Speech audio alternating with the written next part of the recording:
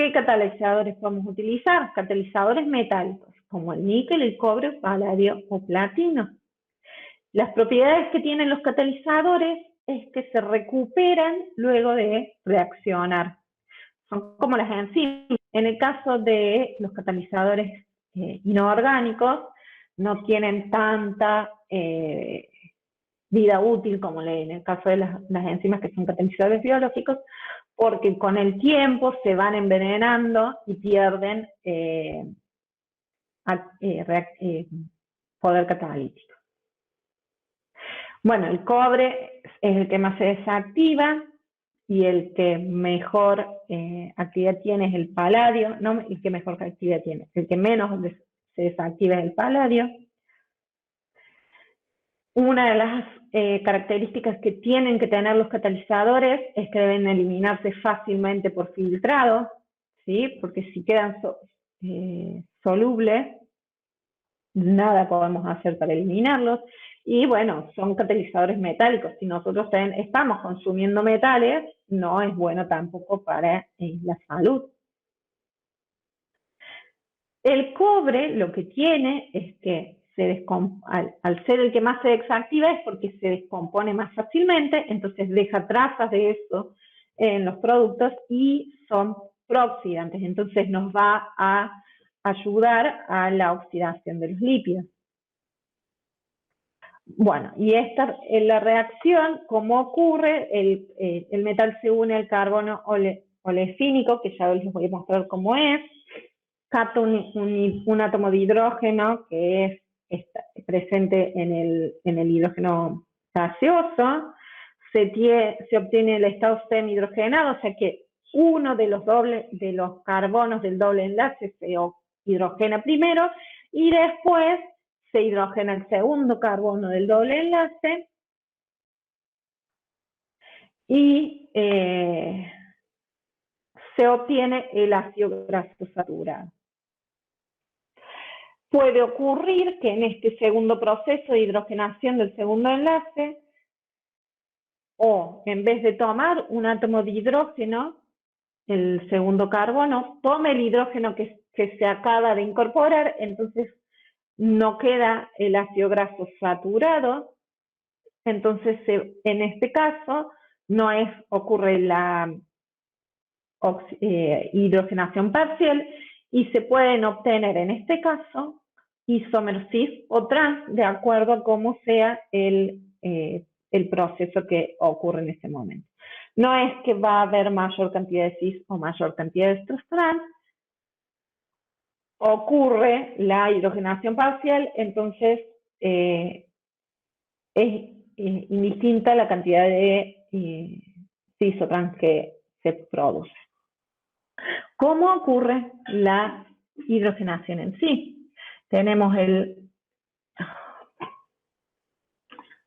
ácido, una superficie metálica en donde está, donde está nuestro metal, la superficie catalítica, que va a incorporar los hidrógenos en esa superficie y nuestros ácidos grasos con el doble enlace. Estos carbonos, con los que están los carbonos que están participando en el doble enlace, son los carbonos oleofínicos que les decía en la filmina anterior.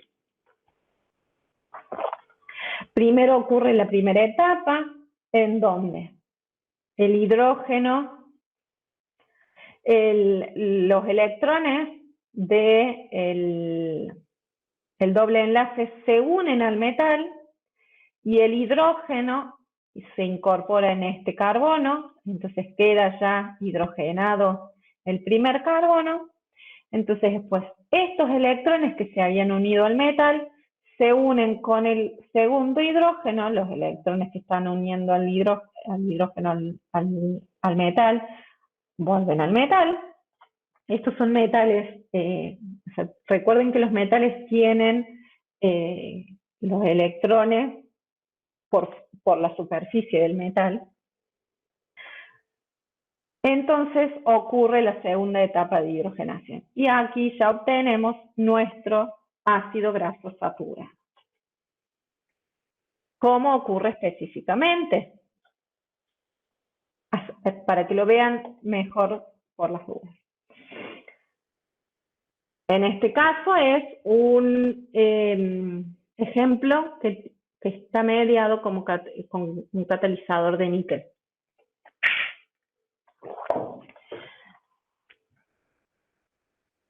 Se unen los metales, se unen al doble enlace y ahí es donde ocurre primero una hidrogenación y nos queda este compuesto. Este compuesto tiene dos opciones: hidrogenarse completamente,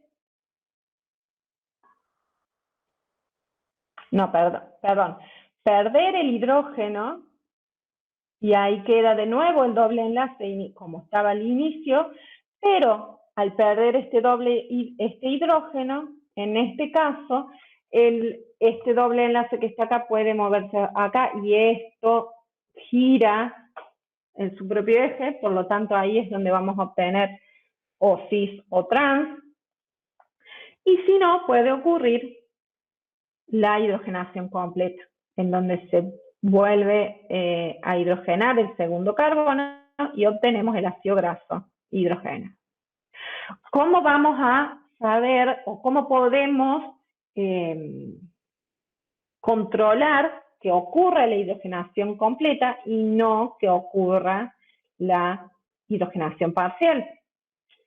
Si tenemos mayor presión de oxígeno, obviamente, de hidrógeno, obviamente vamos a tener mayor concentración de hidrógeno en nuestra reacción y va a ocurrir la hidrogenación completa. También esto hace, esta mayor concentración de hidrógeno hace que se sature el metal de hidrógeno, por lo tanto va a ocurrir la hidrogenación completa. Cuando ocurre la oxidación completa, como habíamos dicho antes, se aumenta mucho el punto de fusión de las grasas.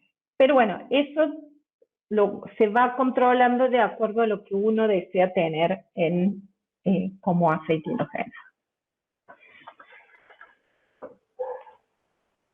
Bueno, ¿cuáles son las sustancias que envenenan o disminuyen la actividad de los catalizadores? Los fosfolípidos son uno de ellos. Por lo tanto, es necesario que se eliminen de los aceites antes de hidrogenar.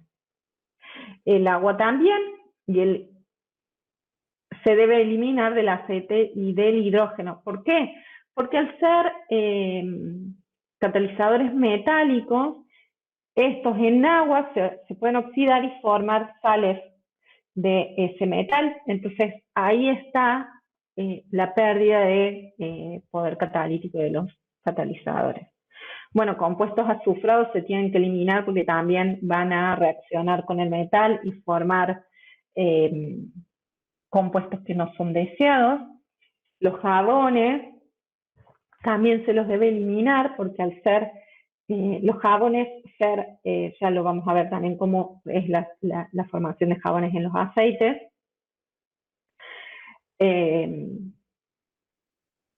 Van a reaccionar con el metal y ahí formar compuestos que no son deseados. El dióxido de carbono, así como pasa con el agua, el dióxido de carbono en los metales se oxida los metales y forman óxidos de ese metal, entonces es necesario obviamente eliminarlo. Y ácidos orgánicos libres, porque estos ácidos, los ácidos grasos libres, que son ácidos orgánicos, son los que reaccionan con los metales y se forman los jabones. Bueno, y acá tenemos cuánto envenena estos compuestos al níquel. Tengan en cuenta que por más que sea este poquitito de %, ya se disminuye mucho la actividad de los catalizadores. Después de la hidrogenación es necesario un refinamiento posterior, que es el mismo que ocurre para los aceites, que ya lo van a ver la próxima clase o la otra, cuando vean extracción y refinación de aceites. Durante el proceso de hidrogenación aumenta la acidez, o sea que aumentan los ácidos grasos libres porque ocurre inevitablemente hidrólisis de los triglicéridos, por lo tanto hay que bajar esa acidez, que también van a ver el proceso de cómo se hace esto en la clase de extracción y refinado de aceites. Los residuos de catalizador quedan y hay que extraerlos hasta obtener 0,02 partes por millón de concentración de catalizadores. Por lo tanto, y con todo esto, ¿por qué hacemos el refinado posterior? Para que quede un aceite hidrogenado apto en color, olor y estabilidad. Porque si tenemos ácidos grasos libres, inicia el proceso de autooxidación de los lípidos y por lo tanto va a disminuir la calidad de ese aceite, ¿sí? Se van a ir formando compuestos volátiles que son los que le infieren olor al aceite o la grasa, y también son los que van cambiando de color debido a la oxidación que ocurre.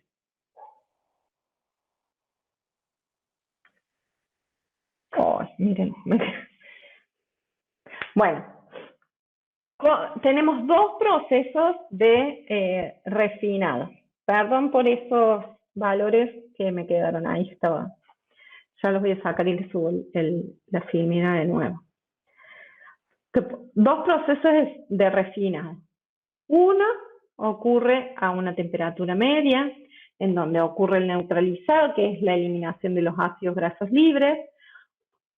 Un lavado con agua, se seca, se blanquea para poder eliminar todos los compuestos que le den color a esas grasas.